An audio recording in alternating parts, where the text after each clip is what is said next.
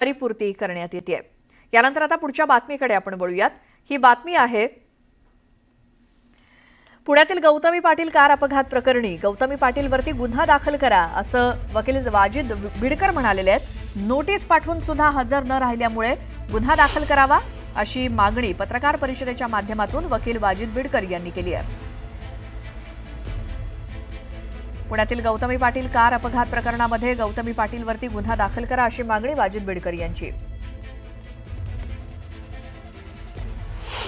FIR दाखल असताना पोलिसांनी नोटीस दिलेल्या असताना अशा प्रकारचे हे पुरावे मोडण्याचा प्रयत्न कसं करू शकतात।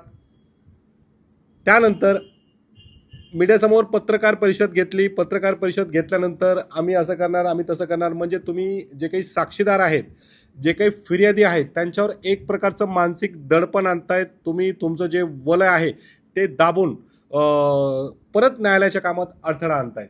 तर नवीन गुन्हा गौतमी पाटीलवर दाखल होऊ शकतो 353 व इतर कलमा अंतर्गत।